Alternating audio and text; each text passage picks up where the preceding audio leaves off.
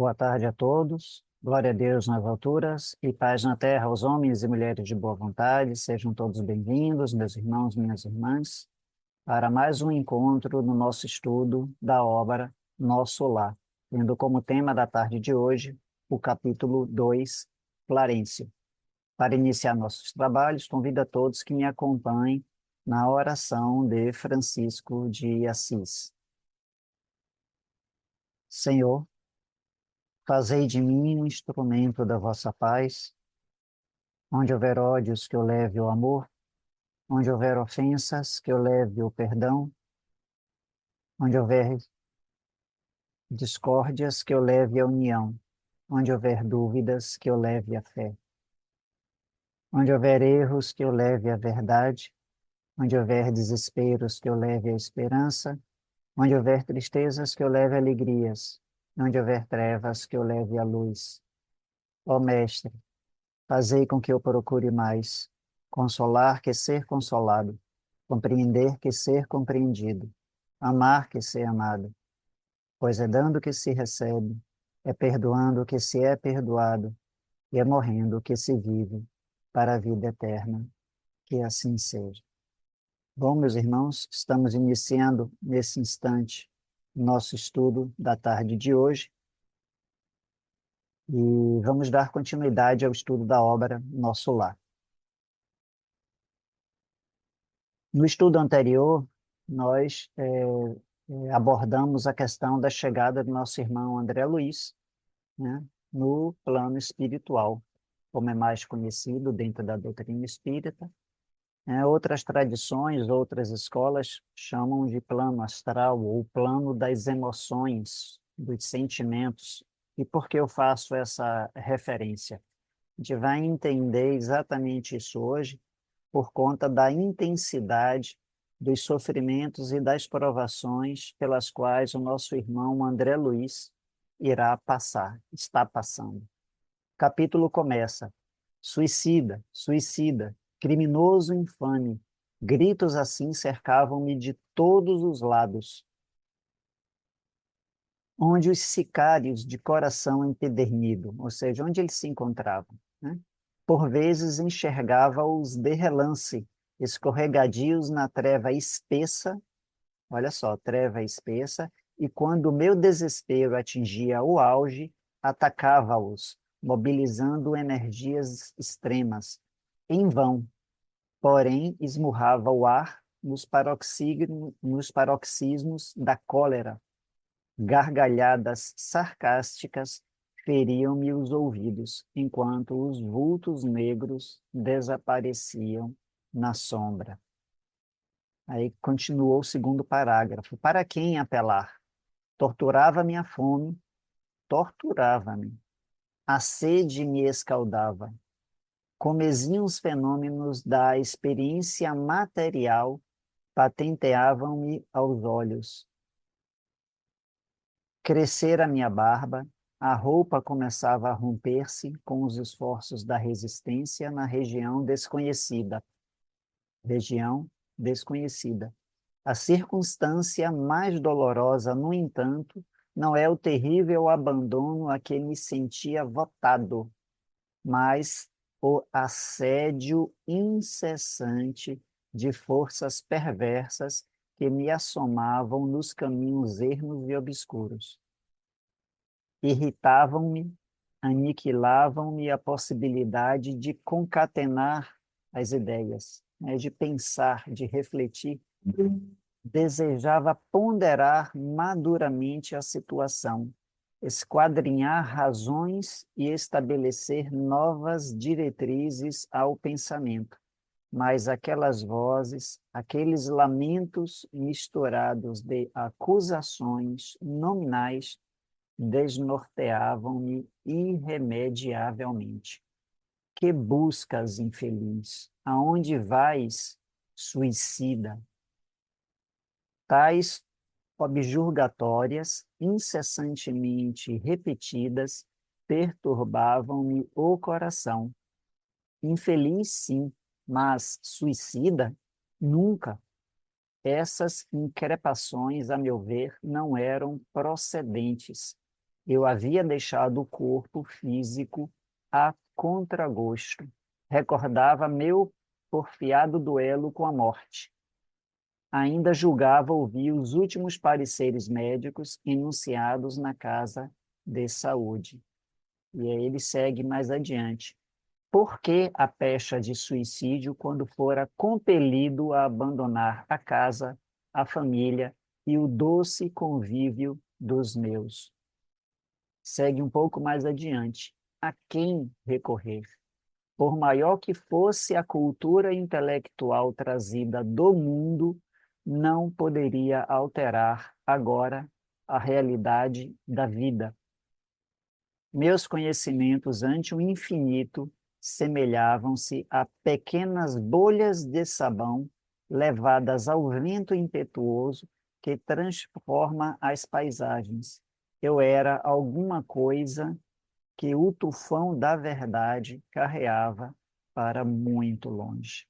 Então, meus irmãos, olha só aqui, eu me prolonguei um pouco mais na leitura para que a gente pudesse ter uma visão mais ampla do cenário, ok?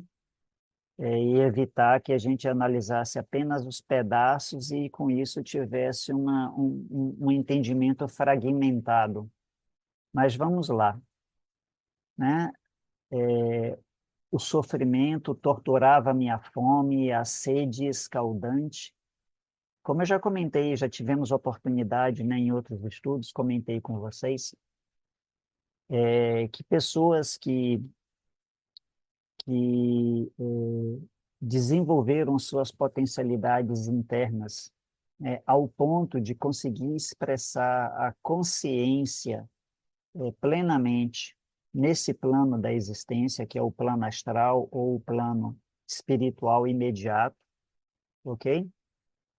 E, e ao retornar, isso durante a noite normalmente, né? O corpo físico descansa na cama e os nossos veículos de consciência se desdobram, se desvinculam temporariamente do corpo físico, né? E isso permite a expressão da consciência, da nossa consciência, nesse novo plano de existência, de maneira semelhante ao plano físico, só que agora em um outro plano, ok? Então, algumas pessoas conseguem expressar essa consciência plena, de uma forma plena, nesse outro plano, mas de natureza mais sutil, mais elevada. E, além disso, também, isso aí é um segundo processo, ao retornar com o corpo astral, o corpo dos desejos, das emoções, dos sentimentos, para o corpo físico, o veículo físico, né, e recompor todo o conjunto, eles conseguem, nem todos fazem isso, né, às vezes têm a consciência, mas não conseguem trazer essas memórias de volta consigo ao ponto delas serem fixadas no cérebro físico. Então, quando a pessoa termina o processo de despertar, ela tem a plena lembrança de todas as atividades que ela realizou no plano astral, ok? Então, o nosso irmão André Luiz, ele se encontrava numa outra condição. Ele perdera em definitivo o corpo físico, ele morreu, né, de acordo com a nossa cultura, a nossa ciência, ele perdeu o corpo físico. E a estranheza dele, que como médico renomado, ele desconhecia totalmente a questão da possibilidade e a amplitude da manifestação da vida após a morte do corpo físico. Okay? Então, por que que eu entrei nesse tema relacionado a essa questão do corpo astral? É porque, segundo essas pessoas que retêm essas memórias, que manifestam a sua consciência plenamente no astral e trazem consigo a memória, no plano astral ele é o plano das emoções, dos sentimentos. E como a gente está destituído do corpo físico, que ele funciona como se fosse um amortecedor dessas emoções e desses sentimentos, né? É como se a gente estivesse usando um traje de mergulho ou um escafandro quando a gente vai mergulhar no rio ou no oceano, em águas profundas. Então, a gente fica com os nossos movimentos limitados. É uma analogia possível. Então, o que ocorre? Quando a gente perde o corpo físico, as emoções usam o corpo astral de maneira muito mais intensa. E nós estávamos acostumados a ver as nossas emoções se expressando, como consequência no corpo físico. E o corpo físico, de certa forma, amortece essas vibrações, segura, né? Diminui o seu impacto. Ali não. Ele tinha perdido o corpo físico, tinha ocorrido a chamada primeira morte, que é a perda do corpo físico. Então, as emoções estavam totalmente afloradas. E o que a gente fala de emoções, aquilo torturava a minha fome, ou seja, qualquer necessidade, qualquer apetite, qualquer desejo, né? Alguns autores que fizeram investigações nesse plano de maneira consciente falam que os nossos desejos e as nossas emoções, eles se expressam numa intensidade muito maior, dezenas de vezes mais forte. Então, se você tem uma expressão de medo, o medo é incontrolável, né? Se você tem ao contrário, se você tem um sentimento, uma expressão de serenidade, de alegria, ela toma você por completo.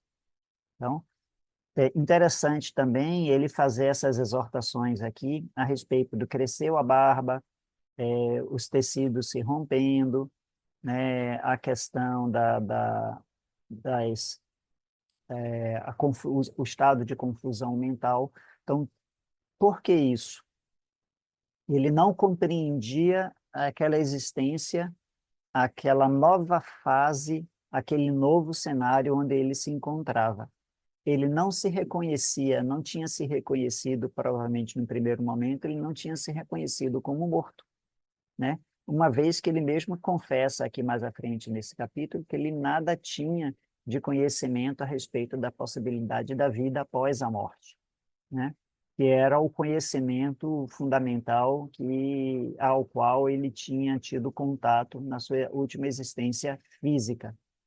Então, esses conflitos todos causavam todo esse cenário aqui de confusão, de sofrimento, de dor, essa condição atroz e extremamente penetrante e perturbadora, por esses motivos. Então, ele continua aqui, né? A quem recorrer? Por maior que fosse a cultura intelectual trazida do mundo, não poderia alterar agora a realidade da vida, né? Meu conhecimento ante o infinito semelhava-se a pequenas bolhas de sabão levadas ao vento, né? Persistiam as necessidades fisiológicas sem modificação. Castigava a minha fome todas as fibras e o abatimento progressivo não me fazia cair definitivamente em absoluta exaustão. Isso aqui é uma coisa curiosa. Quando nós aqui no plano físico nos encontramos abatidos, com fome extrema, com privação extrema, chega uma hora que o corpo físico, né, cai, entre aspas, vamos usar aqui uma figura de linguagem, ele desmorona e a gente fica em estado mesmo de prostração. Mas aqui ele fala, né, que o abatimento progressivo, ele percebia que ele estava cada vez mais abatido, mas ainda assim não caía definitivamente na absoluta exaustão, porque ele não tinha mais o corpo físico. Então, no caso do corpo astral, essa sensação de desgaste, de dor, de sofrimento, ela vai se pronunciando, vai se pronunciando, vai se pronunciando, mas ao contrário do corpo físico, que acaba entrando numa condição de exaustão e de paralisia, né, digamos assim, já no corpo astral isso não ocorre. Não, por quê? Né? Ele não tinha se dado conta disso, e ele não entendia essa questão. De quando em quando deparavam-me verduras que me pareciam agrestes em torno de humildes filetes d'água, a que me atirava sequioso. Devorava folhas desconhecidas, colava os lábios na nascente turva, sabe? Você vê pequenas nascentes misturadas com terra e lama, e você molhar os dedos e trazer a umidade do que seria a água aos lábios para poder diminuir a intensa sensação, o desespero da sede, né? Então, ele continua aqui. Eram quadros de estarrecer, acentuava-se o desalento. Foi quando comecei a recordar que deveria existir um autor da vida, fosse onde fosse, né? Essa ideia confortou-me. De algum modo, essa ideia confortou a consciência dele. Eu, que detestara as religiões no mundo, experimentava agora a necessidade do conforto místico, médico extremamente arraigado ao negativismo da minha geração, ou seja, negativismo das religiões, dos ensinamentos espirituais, da vivência espiritual das coisas, impunha-se-me atitude renovadora. Tornava-se imprescindível confessar a falência do amor próprio a que me consagrara orgulhoso, ao longo da sua vida, ao longo da sua última existência no plano físico. Ele chegou num estado de prostração, de sofrimento e de choque nessa nova realidade que ele não entendia, que ele não compreendia, que ele primeiro foi obrigado a reconhecer que ele, como médico, grande médico, pensava que conhecia todos os aspectos da vida e ele percebeu que não conhecia. Ele achava que conhecia todos os elementos inerentes à existência humana e não conhecia.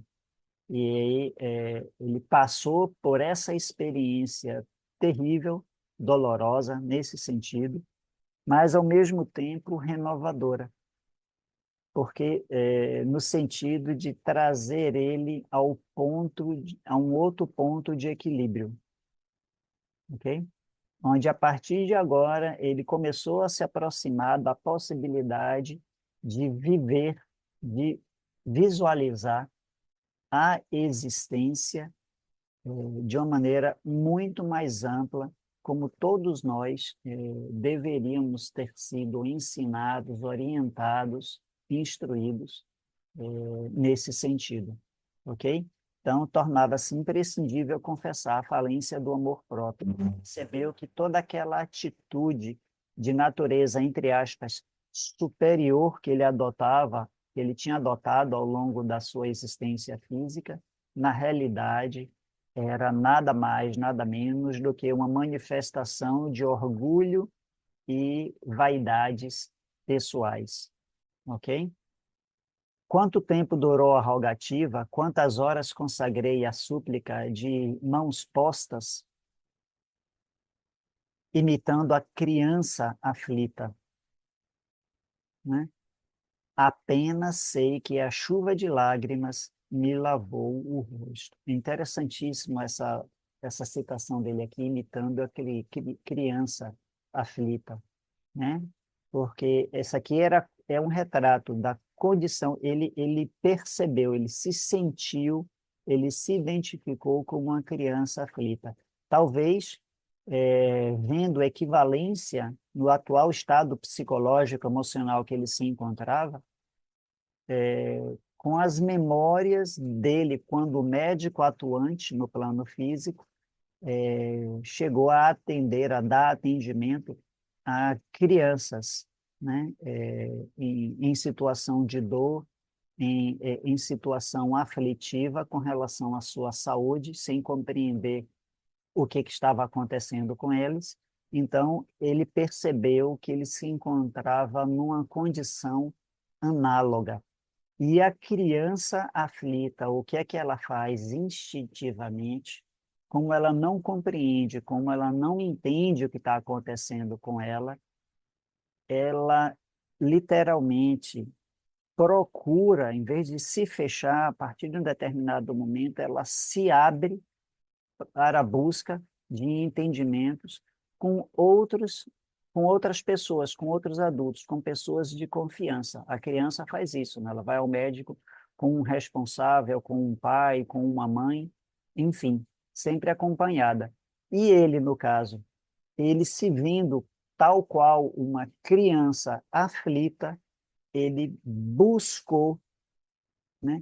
Se não ao redor dele, porque não havia ninguém ali próximo a ele que fosse do seu convívio, então ele buscou nas suas camadas mais profundas, ok? Um elemento de amparo, um elemento de conforto, um elemento de esclarecimento, entendimento, de apoio.